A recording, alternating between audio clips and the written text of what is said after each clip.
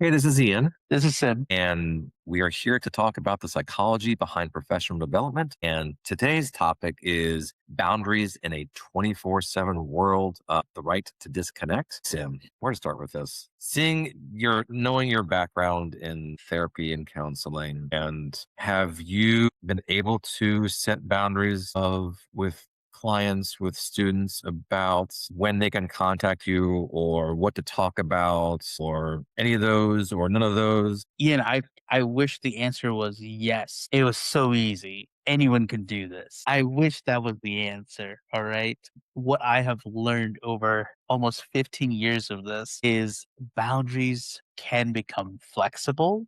They can become rigid, right? And they can be fluid. And when you create Right. something that's fluid, that may work for a season, it may not work for the year. So it's all confusing, but one thing is clear that I've learned is boundaries isn't about others, it's about me, right? Right. I create the boundaries to protect me, my time, my energy. Do you find has there like been a moment where you feel that is a selfish feeling that you are setting boundaries that other people have to apply to Oh, absolutely. themselves or Absolutely. It's all or guilt selfish. or guilt of anything of that nature? Yeah, it's all selfish, right? And I encourage people to, and I know it doesn't have a good reputation. I encourage people to be selfish, not selfless, right? Selfish. We have to work through the guilt, Right. right? Work through the frustration, work through all of it to say, you know what? If I am doing better, I can treat people better. Yeah. So you can yeah. Yeah. Treat people better. I can become a better leader. I can support my organizations better. I can support my families better. But first, I have to feel better. And I'll tell you, it's taken me nearly 5 to 10 years to get that message and really understand it for what it means. That if I'm not doing well, I won't be doing anything else well. So I think for myself, I remember so many times that the boundary equated to me as the out of office message. And so I would honestly fail miserably with that test in terms of if I said I'm going to be out for the day, I will be checking emails the following day. I would say 9 times out of 10, I wouldn't follow that. I would say, I would kind of check up throughout the day, whether it was on vacation or if I was out sick or at a conference or whatever it was. I would check my mail and I would just say, it looks like this student at the time it was when I was advising, it looks like this student needed a response. I don't know if it can wait a day. I know my team's got it, yet it'll take 5 minutes. Right. It's an easy email. It's an easy solution. It's an easy statement. I'll just put it out there. And then I'll go back to the reason why I'm out in the first place. Mm. So that boundary was kind of at that point non existent. Yeah. Yeah. Oh, And it's such a common trap. yeah. So common because Oh, yeah. this is why I said it's so confusing. Sometimes boundaries are fluid, sometimes it's too rigid because it really depends on the priorities that we set, right? And for me, when I was creating boundaries, because of life hacks and everything said create boundaries, boundaries are good, and so on and so Mhm. forth. Right? I'm like, oh, okay, let me go ahead and create boundaries. I didn't really listen to it because I didn't understand the value of boundaries because I thought it was external, right? When it became intrinsic, boundaries are for me. That had a different experience and different understanding of like I am empowered to act within these things. Right. If it has yourself in, if you're Yeah. putting yourself first, I think that's the key. Yes. You put yourself Yeah. first, and then your mindset shifts to your point, this is for me. I'm saying these boundaries because I don't want to be thinking about work when I'm on vacation or when I'm in the doctor's office or when I'm wherever, Yeah. that I need to be present in this situation for this. If Yes. I'm doing For email, you. I'm gone. I'm not going to be present for this. Mhm. I'm going to be focusing on something else Right. and using work as an excuse to not be present, which is really not good, you know? Drains us on both sides, right? We're not fully present at work and we're not fully present at the doctor's vacation, wherever. And I have fallen into this trap so many times. Yeah. Oh, yeah. This device, I love. my phone. I love it and I hate it. It creates that 24/7 access, right? When clients are reaching out to me and I see the email at right before bed, like, oh, it doesn't Yeah. hurt to Yeah. go ahead and send that reply, right? I want to be there and I want to show that I am available and I am accessible, right? And what it actually does is makes it okay for my clients, for others to contact me at 10 at night Hmm. and have that expectation by 11 o'clock, Sim's going to email me back and I'll be okay. Right. And that doesn't protect my nighttime rituals. It, well, you add in an Yep. aspect of reliability Mhm. to that. And so when that happens, you are seen as the go-to person, regardless of time of day. And I can email Sim to your point, whatever time. Yeah, he's right. He said he would get back to me. And sure enough, if it's at nighttime, he Yeah. got back to me or on vacation. Sure enough, even though he says he's on vacation, he got back to me. So yeah, Yes. he's definitely reliable. He's definitely accessible. Yeah, absolutely. Mhm. Absolutely. But who is that for? It's not for me, right? And that's the hard truth that it took me, I want to say like, I don't know, 8 years to actually learn Yeah. that the way I was setting up boundaries that I wasn't really following is because I was helping others, right? This is urgent for them. Let me help them, right? Let me modify my schedule and my priorities Yeah. so others are treated well, right? I know, like, as a parent, I'm sure the boundaries is, takes on a whole different level. Oh, it does. Sure. Sure. But I think that for myself, I think sometimes it came to, I want to be really good at my job. I want to set a really good example for my team. Yes. And in doing so, that requires being accessible, being reliable. And that means I need to check my mail, I might check my email earlier or later. Right. And so sometimes people would say to me, a lack of planning on your part does not constitute an emergency on my part. Correct. Right. So, but I was like, whatever, sometimes it happens. And, Absolutely. and, Making and room again, for you is you're right. It's funny because I liken this more towards, or this aligns more towards when I was one of my jobs in the university was advising. So I wanted to be the go to. I wanted to feel value. I yes. wanted to feel important, and in doing so, that would require being reliable, which requires answering emails all times of night and early in the morning and vacation or whatever. Right. Being So to your point, accessible. it wasn't for me, it was for them. Yeah. Yeah. And this is where like boundaries aren't reinforced because it's for others. And we can always make a reason to support or lower that boundary. Right. I used to Yeah, do this. I used to do this. It's like, oh no, please have my cell phone number, have my work phone number, have my personal, right? mhm, All of these. That way, if I don't have my work, you can still reach me on WhatsApp right, or message me on LinkedIn or XYZ, right. right? I had all the doors open so my clients could have access. That's right. And this is what I was telling the world. My helping my clients is my number one priority. And this is what I was telling my family. My family, you are second in priority, Mhm, right? This agree. is what I was telling my partner. You are, you know, my clients, my work, my life, that is outside takes the primary role. Who am I? I am Correct. a coach, not I am a partner, not I am a Right. brother, right? Not I'm a son. Like those are, and this is where it really hit me and it really got to me is somebody said, how often are you available? Like, what do you mean 24/7? Right. I was 24/7. Okay. So at this time, let's say I was making $100, $100,000 or something. Okay. So 24/7, that means you're barely making minimum wage. Like, what are you talking about? You're working 24 hours a day, 7 days a week, right? Divide all those hours Right. to your salary. And do you think you're worth, you know, I forget what the number was, like $5, $3, 50 cents an hour?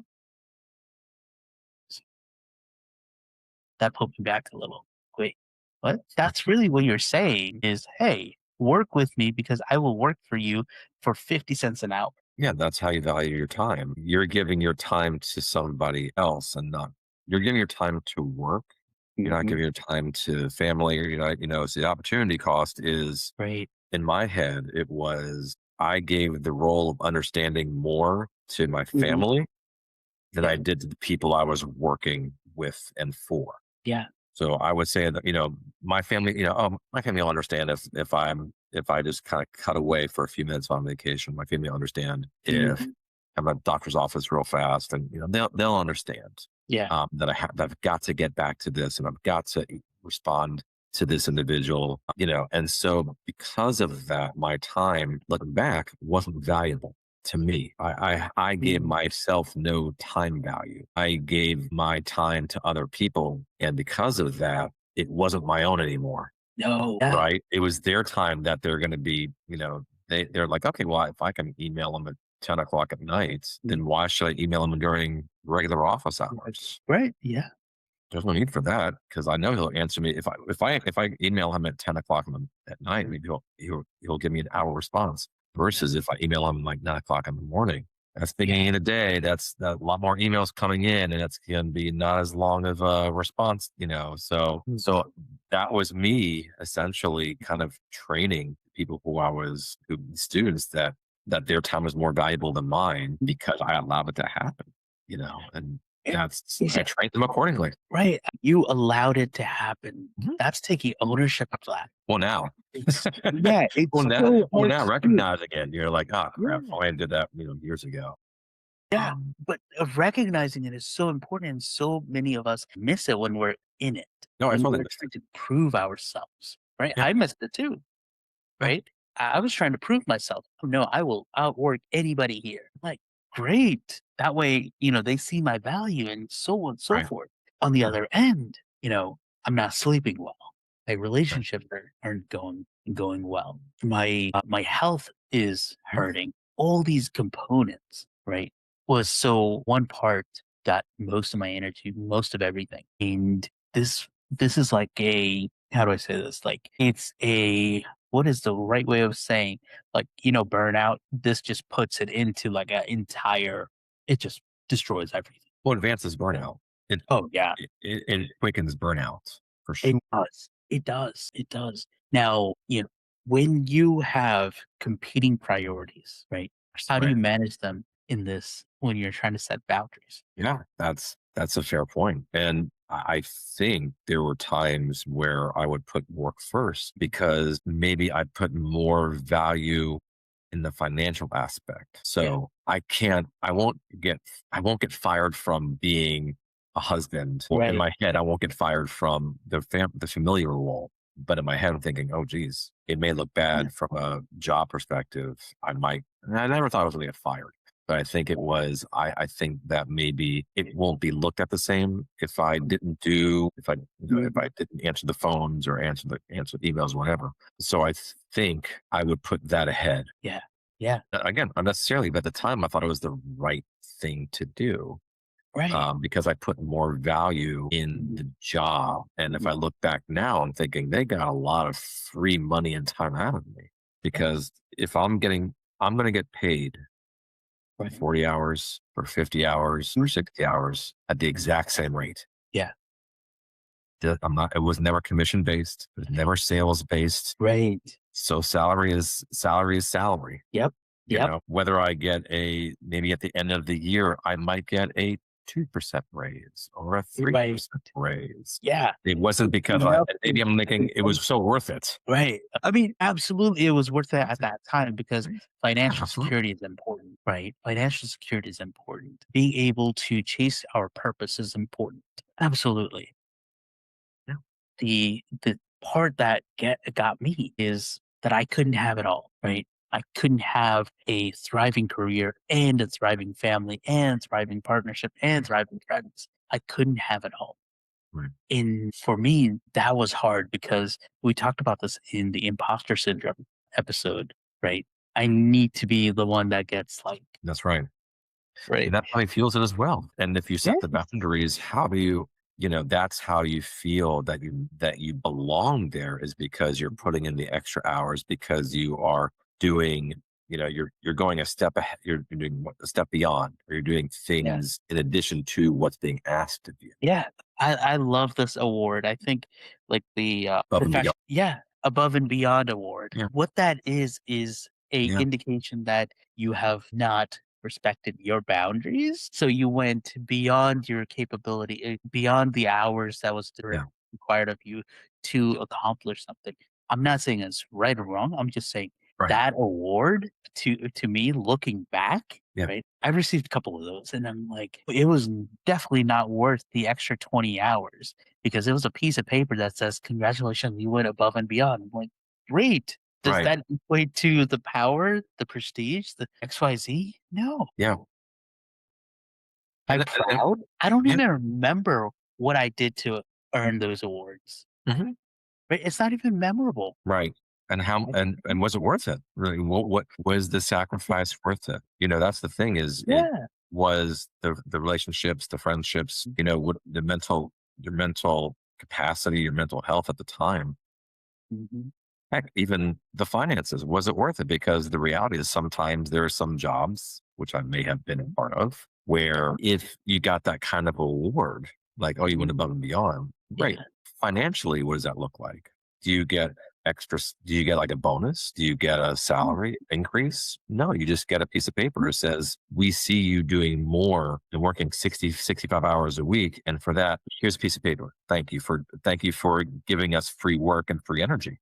Because That's that's it. exactly That's what it is. it. That's Yeah. exactly what it is. Yeah. This episode is sponsored by Balanced at Last, my coaching services. That's balanced at last.com. If you are curious about how I can help you, please schedule a free consultation call, a 20-minute call to assess your challenges and ways my services can help you. Mention you are a podcast listener and receive 20% off your coaching services. Offer valid for a limited time. Visit balancedatlast.com or scan the QR code on your screen or click the link in the description below. Thank you for listening. Thank you for giving us Yeah, free time, that's right. right? That's it. That's it. Free Thanks for your expertise. sacrifice. Yeah, Yeah. And I'm not saying don't do it. I'm just saying be right. aware of it because if you are going for that promotion, right? And you are making the effort to build your career, right? Mhm. There's time and place for it, but you have to be strategic. And this is where boundaries are so important. Correct. That's why I mentioned early on, boundaries can be fluid. It does not have to be rigid. It doesn't have to be something that like, oh, I said it and I forgot about it. And, I was responding to emails at 11 p.m. because I was up and I checked my emails, right? When we start thinking for boundaries are for us, when I started thinking about this, I realized that I was, to your point, right? I was training others on how I wanted to be treated. Oh, email me at 10 p.m. It's okay. And Yeah. this happened, and that's really when it clicked. I was with a friend's dinner, and one of my boss at that time called me and said, Mhm. "Hey, blah blah blah. I'm looking at this, let's say presentation. I'm looking at this presentation, and we really need to change this before tomorrow." And I'm like, "Okay, great. Do we have to get this done right now?" It's like, "Oh no, I just saw this now." You call me in the middle, Yeah. right? Just While let you know. yeah, it's like, okay, great. So you're telling Yeah. me that this is not urgent. This is Yeah. not important. This is just something that you thought about at that moment. So you decided to call me, right? All these things added up. I'm like, okay, I think I understand why I need to have these structured boundary so I can. It disrupted my entire dinner plans for the rest of the evening because I was thinking about, no, I have to go home. I have to do this. I have to, all these things, all because that disruption, that phone call, because by that time I had already trained my bosses to be like, oh, yeah, if you want something to get Yeah. done, guess what? You call Sim. Right. You'll have it Well, imagine if you didn't answer the phone. What would done. what would your mindset be in terms of you're at the dinner party and yet you're thinking on the back of your head, you're like, "Did I, is there a problem at work? Do I have to respond now? Can this wait until after dinner or maybe it's an emergency? I don't know." So now you kind of put in a no-win situation where you Exactly. can't be present even if you deny a phone call. Yeah, right? I love that example because it's already occupied your mind. Totally. It's done. Totally. It's done, right? For me at that point, it was again, my imposter syndrome was up, my burnout was up, right? Yeah. And that means my insecurities were also high. Yeah. So if I didn't do it, would I get fired? What does that look like? That's Right? right. Am I not going to get the promotion? All these thoughts would be ruminating and just, adding fuel to the fire. That's correct. Yeah. So it sounds like, is this one of those things where to not only just build the boundaries, but to Mhm. fortify or to reinforce the boundaries, to maybe talk with leadership, talk with Yeah. your superiors, and saying, and hopefully your superiors will say, you know what, I'm noticing you're answering emails at 6 in the morning, at 10 at Mhm. night. You don't have to do that. Yeah. It's okay. You know, Yeah. so it's kind of fall, and hopefully leadership recognizes this, and maybe you talk to leadership about this and saying, Right. "Oh, just to let you know, I had this problem, and I got an email at 10 o'clock at night," and maybe leadership will say, "What? You answered an email at 10 o'clock at night, or you started email at 10 o'clock at night?" I'm like, no, no, no, no, Sim, don't do that. I would The love for problem, the leadership to do that. I think what is more within our power is we tell leadership what to exactly right. That's my point. That's my point, is to right. tell them, and then they'll be like your accountability partner in a way, to say like, no, Maybe, you can't maybe. do that. Yeah, maybe. One of the best things that I learned is a 2-week sprint. All right. Hmm, So, for example, I would say, "Hey, I'm going to try this for 2 weeks. I'm trying to figure a few things out. For emails, I'm going to check my emails at 10 a.m., 2 p.m., and 4:30 p.m. hmm, okay. All right. I'm going to try this for 2 weeks because I'm just trying to understand what is actually feasible. And outside of that window, I'm not going to respond to any emails. Right. By day three, by day, and this is what happened. Right. I sent that email to my office, to my peers, to my team. Right. By day three, they started adjusting. Yeah, I was surprised. I'm like, what? right. Okay. How was this? What's happened? Oh, all right. And by the second week, right, others had already also started something similar Hmm, just because they saw the inefficiencies of all the emails, right? And we talked about a previous episode how when I send an email, I have to go and check, did you mhm. see my email? That's right. Yeah, that's right. Right? So what would happen is by about 10:30, I would have responded to every email past 4:30, right? And then when I would do my rounds, I would ask, "Did you get all my emails?" Okay, right? Right. And then do that again at 2 p.m. And so that started shifting my mindset from I need to be on all the time and respond to emails all the time to I can respond to email once a day or twice a day. You decide. Second, I created non-negotiable because I need the lunch break, right? Do not care if you like right now we're coming up to my lunch break. I get it. I Right? get it. You're I do hungry. You're not hungry. care. Yeah, I create a hour block. I'm never gonna take the hour unless I need to. I Right. create an hour block. No meetings, nothing is on my schedule between that time unless I say, and that's a non-negotiable boundary, right? From this to this, I don't care. I could be in the building, I could be at my desk, I could be elsewhere. This is my lunch hour. Nobody owns that time except me. Right. So you built the boundary, and you reinforced the boundary. Yeah. The first job, it was the 2 weeks. The second job I had, right? After I built this skill, I just was like, great. Hey, just to let everybody know, my email protocol is 10 and 2. Right. So if any email needs to be addressed or anything you need me, you can go ahead and send me a message, give me a phone call if it's Mm, urgent. Change the entire dynamic. right. Okay. Yeah. Yeah. They knew when to contact you, and they knew when to expect a response from you. They respected my boundary. Right. Right. Yeah. And I think that, but it took us a while to get to that point. And Yeah. if you're in a certain cycle, if there's a certain mindset of trying to outperform somebody, Right. or maybe maybe now in this day and age, in terms of jobs are being cut left and right, what are Mhm. you doing Mhm. specifically that's a head and shoulders above the rest, Yeah. and you standing out? Well, it's got to be, maybe one thing is answering those emails late, Yeah. answering those emails early in the morning, because you feel that if I don't, then I'm on the chopping block, Absolutely.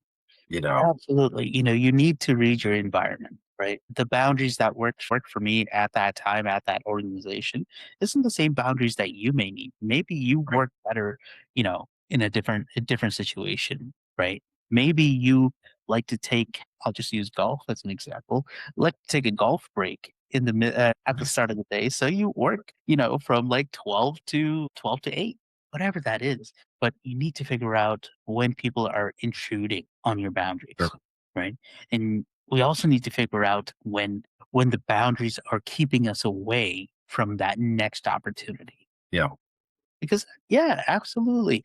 I've given up my 10 to 2 email chain time block to adapt to, hey, right now there's a project that needs my attention. So let me go ahead and adjust so I can excel at this project, be available from those hours. Because after 6 p.m., I don't care who you are. You could be the president of the company. You Right. don't own the time. But Yeah. again, I had to build myself to Right. that mental resilience to say, if you're not going to be respecting my boundary here, that means you're going to be asking for me to go above and beyond here, here, here. I'm giving you Yeah. permission, Absolutely. That's right. right? To take That's right. advantage of my time and my abilities. Yeah. If you stand for nothing, you'll fall for anything. So if you don't, upkeep your boundaries, then to your point, what's next on the request list that you're Yes, going to do? yes, yes. I love go getters, right? High achievers, because they can get so much done, and the more you give them, the more they get done, right? And this is a curse because they haven't learned the boundaries side yet. You create the boundary, you can get more done, but you could get less done and still get promoted, right? Still lead a team because people will see you as a model of what excellence could look like. The value of having a boundary and the value of taking care of yourself should outweigh the value of working late, working through lunches, doing extra projects on the side, putting the one or two steps ahead of what you're supposed to do. I think if it's not person based, but it's more job based, I Right. think that that boundary is just tremendous to have. And I think again that hopefully there's more value in that, but unfortunately I there may be some workplaces that it's more work based. It's more what more Yeah. can you do Yeah. and how much more are you able to do in a day. I'm not gonna say 8 hour day. Right.